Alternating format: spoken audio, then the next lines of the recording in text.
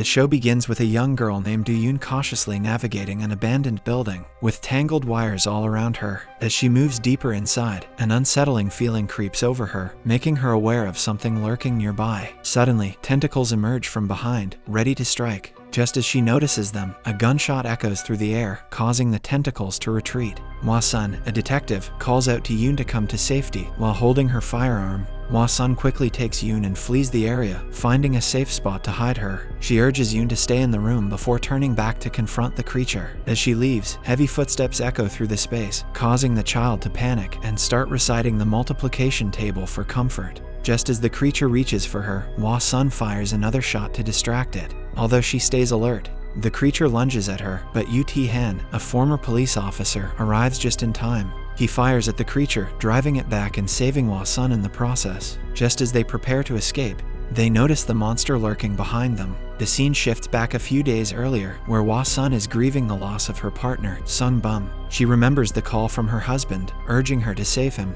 But by the time she arrives home, it is too late. He has already died. Her flashback is interrupted by a call from her colleague, So Yeon-hwa, who informs her about a serial killer, Lee Soo-yeon, and her arrival and urges her to join the investigation team. When Wasan arrives at the scene, her superior refuses to let her participate, fearing her emotions could cloud her judgment. Wasan pleads to be allowed to work on the case and catch the culprit. After some argument, her supervisor reluctantly gives her one last chance. She then examines the body and is shocked to find the scene mirroring her husband's death. He then examines the body and is disoriented to find the scene mirroring her husband's death. The face is hidden beneath a white cloth, with a face drawn in red ink, and a syringe lies next to an empty drug bottle. Overwhelmed by the sight, she rushes out of the scene in distress. Elsewhere, the news reports emphasize a series of massive sunspots on the sun's surface, which have reached critical levels. These spots are causing both small and large explosions, leading to communication disruptions and fueling public fears about the end of the world.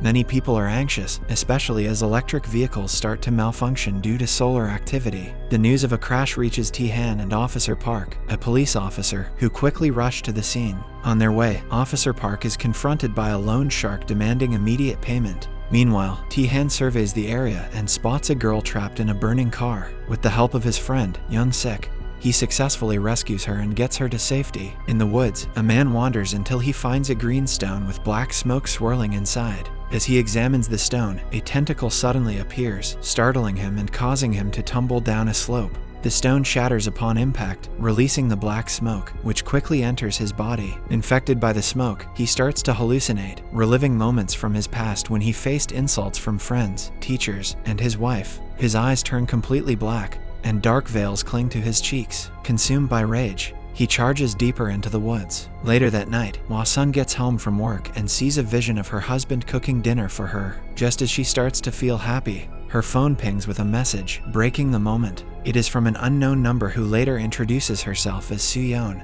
who has killed several people along with her husband. She asks her to meet at the spot where her husband proposed. Wasan feels alarmed and quickly drives to the location, asking Yeon-hwa to trace the number. As she drives, a man from the woods with dark eyes suddenly appears in front of her car. He stands still for a moment and threatens to take her eyes, but then dashes back into the woods without hurting her. After he leaves, she continues her journey and discovers a phone hanging from a tree. That night, she falls asleep in her car. The following morning, she receives a call from Yeon-hwa, who tells her the phone belongs to a nurse named Kim Bo-yoon. Determined, Wasan quickly heads to the hospital to find her. Next, a shaman named Kim Sunnyeo performs a sacred ritual, but it does not go as planned. Her followers start to doubt her abilities and demand their money back. In a flashback, she remembers deciding to become a shaman, believing it would bring her the deity's protection and strength. She hoped this path would ensure that no one would look down on her again and help save her mother. However, things are not turning out the way she had hoped. Meanwhile, Officer Ho is awakened by a phone call from Officer Park early in the morning, asking him to arrive at a crime scene. He quickly gets ready, and when his wife asks about the situation, he keeps it to himself, not wanting to stress her out since she is pregnant. He leaves the house in a hurry. When he arrives, he is horrified to find the man from the woods, who has taken his own life after violently harming his wife. Alternatively, Han is with Yoon-sik, who is feeling unwell. After a short distance, he asks Han to stop the truck. Yoon-sik quickly runs into the woods to relieve himself, and finds pieces of the green stone that had previously infected another man, leading to Young Sik's own infection. After some time passes when Young Sik does not return, Tae-han goes to check on him. There, he finds Young Sik, who is visibly disturbed and starts lashing out at an unseen presence behind Tae-han. Later, Young Sik is taken to the hospital, where Wasan confronts Yoon about her lost phone. As Wasan asks her about it, Yoon remembers giving the phone to a woman who ran away with her phone when she was distracted by another nurse. Meanwhile, Young Sik becomes enraged, hallucinating about his dead father coming to hurt him.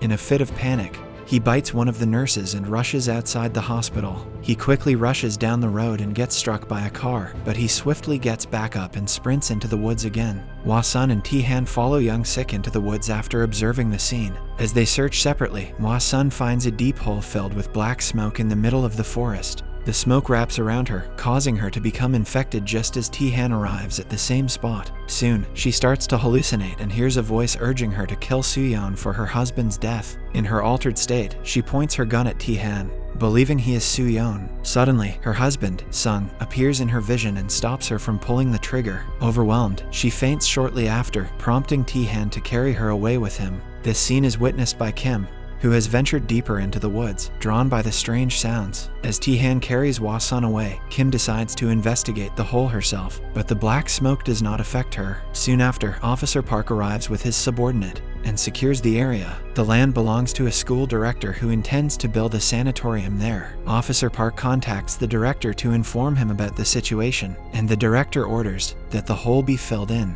Wasan regains consciousness in Tae-han's home. When she sees him approaching, she instinctively points a gun at him. Remaining calm, Tae-han checks her eyes and seeing they look normal, asks what she saw in the hole. He mentions that his friend started acting strangely when his eyes turned completely black. Wasan, however, insists she saw nothing. Just then, she receives a call from Young-hwa, who informs her about a tunnel with footage of the suspect. Wasan quickly rushes outside, but Tae-han insists on driving her since her destination is quite far. Elsewhere, Kim cuts her hand and uses the blood to cover a picture of the deity, pleading for its presence. At a local school, Dong-rim, a shy girl, is confronted by a group of bullies who threaten her and drag her to the hole. They take her phone by force and decide to explore the hole by attaching it to a tape and lowering it down. Suddenly, something pulls the phone deep into the hole. With no other options, the bullies start to push Rim toward the hole to retrieve her phone. As they pull her closer, she accidentally hits one of them. Just then, black smoke engulfs two girls, infecting them. One of the infected girls lashes out and attacks another bully, resulting in her death. Another infected girl leaps into the hole, crying out for her mother. Witnessing this chaos, the two bully boys flee. One of them pushes the other into danger to escape, while Rem, seeing the smoke approach, quickly runs away from the woods. On the other hand, Wasan and Tae-han arrive at the tunnel, where Wasan keeps seeing visions of Soo-yeon. Tae-han repeatedly tries to stop her from firing her gun and saves her from a speeding car as she mourns her husband's death in the tunnel. Afterward, they discuss how their experiences in the forest have changed them. Tae-han mentions Young Sik's condition, and Wasan reveals her sudden visions. Based on their shared experiences, they conclude that something might have affected them in the forest. He then suggests that she visit a nearby hospital. Suddenly, the entire city experiences a blackout. Personnel investigate but find nothing wrong with the system. Meanwhile, in the woods, Officer Park orders some workers to fill in the hole at night time. As the workers reach near the hole, the machines start malfunctioning, causing Officer Park to lose his temper and confront the lead worker. Just then, the infected bully appears, accompanied by the black smoke, and attacks the worker. Seeing this, Officer Park flees the scene, while the remaining workers get infected and turn on each other under the influence. In the hospital, more and more infected people are being admitted. Alongside, the two doctors are performing an autopsy on the first infected man. Suddenly, the lights go out, and they decide to leave the room. The infected man unexpectedly revives and attacks the two doctors before heading out to the streets. Meanwhile, everyone in the city receives an alert about the blackout. Yoon sits alone in a dark room when she hears a knock at her door. Thinking it might be her mother, Yoon, she moves to answer it. Just as she is about to open the door, her mother calls, telling her to stay safe since she will be working late at the hospital. As they talk, the woman outside suddenly breaks through the door. Yoon sees the woman on the video call and quickly rushes home, while Yoon drops her phone and hides. Outside the hospital, Wasan recognizes the infected man and charges in to capture him, but he grabs her throat and chokes her. Tae-han rushes to help her but gets hurt in the process. The infected man then attacks Yoon, forcing Wasan to shoot him. As she examines the man, she notices his black eyes and blood, raising her suspicion that he might not be human. Yoon, recognizing her as a detective, pleads for help to save her daughter, Yoon. Wasan agrees and the two women then head out to rescue Yoon. Alongside, Tae-han also sets off to search for Young Sik. Before they part, he hands Wasan a walkie-talkie. When a doctor walks in and asks what is going on, Tae-han tells her to keep the smoke out of the hospital and hurries away. In Yoon's neighborhood, chaos reigns as people run in all directions to escape the danger. Tae-han and Yoon search for Yoon at Yoon's home, but cannot find her. Suddenly, Yoon spots her daughter running away from an infected person in a dark alley, and she rushes to get her. After a quick search, they reunite, but soon they are confronted by an infected woman. The woman mistakes Yoon for her own child and insists that she come to her mother. Just as she is about to attack, Wasan arrives in a vehicle, urging Yoon and Yoon to get inside. While Yoon helps her daughter into the car, she is suddenly attacked by the infected. Seeing no other option to protect her child, Yoon insists that Wasan drive the car and keep Yoon safe while she lies on the ground. As smoke fills the alley and more infected people surge forward, Yoon makes this desperate sacrifice to ensure her daughter's safety. Wasan speeds the car onto the streets, which are also filled with chaos. As she navigates through the mayhem, she crashes the car, leaving it unable to start. With no time to waste, she grabs Yoon and tries to escape, but an infected person suddenly attacks them. Wasan fights back and manages to kill the infected in the trunk, but when she looks back, she realizes Yoon has been taken away by a woman. Meanwhile, Tae-han searches Young Sik in his own residence, unaware that Young Sik is still hallucinating and attacking people. When Young Sik sees Tae-han, he launches another attack. As they clash, Young Sik bites him while Tae-han tries to break free. In a panic, Tae-han pushes Young Sik, who accidentally strikes a nearby metal spike and ultimately dies. The city announces that everyone should rush to a local school that is offering shelter. Hearing this, a large crowd quickly gathers at the school. People start climbing the gate to get inside while being chased by the infected. The pressure from the crowd causes the gate to break open, allowing everyone to rush into the compound. A student at the school pleads with Choi Seung-ti, a teacher, to open the gate. As he tries to help her inside, a janitor intervenes and stops him. While they argue, an infected person suddenly attacks the student. Alternatively, Wasan follows the woman and Yoon to a building where she nearly gets attacked by an infected person, but is saved by other survivors, who pull her into a room. Inside, she finds Yoon and the woman. The woman explains that she is a nurse from the same hospital as Yoon, which is why she brought Yoon for safety. Wasan realizes they are in a sacred place where she is later offered a drink called Water of Life to help calm her anxiety.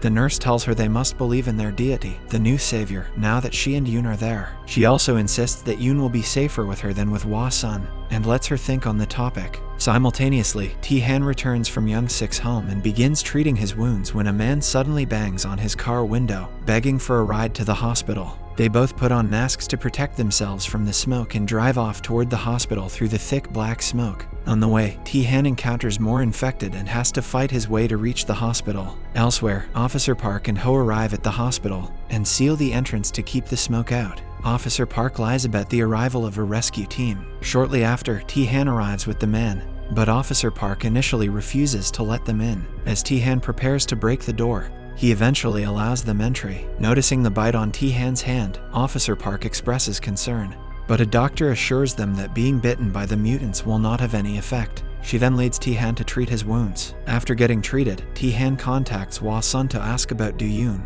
They both confirm that they are safe and share their survival stories. Wasan plans to head to the school at the next opportunity. After they hang up, a nurse named Sae Byul, who is connected to Young Sik, attends Tae-han. He struggles to admit the truth about his friend's death and smiles weakly when Sae Byul expresses hope that Young Sik might have managed to hide. The scene shifts to a flashback when Tae-han sees Officer Park in the hallway. In this memory, he recalls working alongside Officer Park as a police officer and reminisces about those moments. He is then approached by Kim, who asks about Wasan. It is the first time he sees her, and he struggles to understand her until she mentions the woman who inhaled the black smoke, referring to Wasan. She leaves after assuring him that she will find Wasan soon. At the same time, Wasan is offered some food along with Yoon, but she decides to leave without eating and calls Yoon to come with her. The nurse insists that Yoon needs to eat, but as she chews her food, Yoon starts coughing. It turns out she is having anaphylaxis, and requires an adrenaline shot to stabilize her. The nurse tells Wasan that she will not be able to care for Yoon, insisting her to leave Yoon behind. However, Wasan does not respond to her and gets ready to leave. A man offers her a glass of water mixed with a tranquilizer and persuades her to drink it since she has not eaten. As she begins to lose consciousness, they refuse to let her take Yoon and claims that she will be going to a new paradise. Meanwhile, at the school, a bully appears to be affected by the black smoke as his eyes turn black and he feels something crawling under his skin. Wasan regains consciousness and sees everyone around her drinking the water of life. Afterward, she notices that everyone who drank the water is unconscious on the ground. She quickly unties herself and rushes into the hall, demanding that Yoon be handed over. They allow Yoon to choose who she wants to stay with. The nurse tries to convince Yoon to drink the water so she can be reunited with Yoon, while Wasan calls out for her to come. In the end, Yoon chooses to be with Wasan. As they prepare to leave, Wasan fires a shot out the window, causing the black smoke to swarm into the room and engulf the nurse. As they exit the room, Wasan first confronts the man before facing the now infected nurse. Luckily, she manages to defeat both threats and find Yoon. They put on masks and head toward the school. At the hospital, a worker tells the doctor and the police officer that there are survivors in the surgery ward. They rush to watch the footage from the CCTV cameras. Officer Ho realizes that among the survivors is Jai Hai, his wife. In the meantime, a mass of infected individuals confronts Wasan and Yoon as they approach the school. Although Wasan defeats them, more are constantly approaching. The tension rises as she sees them and realizes there is nowhere to hide for safety. Subscribe for more videos like this, turn on the notification, and leave 1,000 likes or 100 comments if you'd like us to continue part 2. Thank you.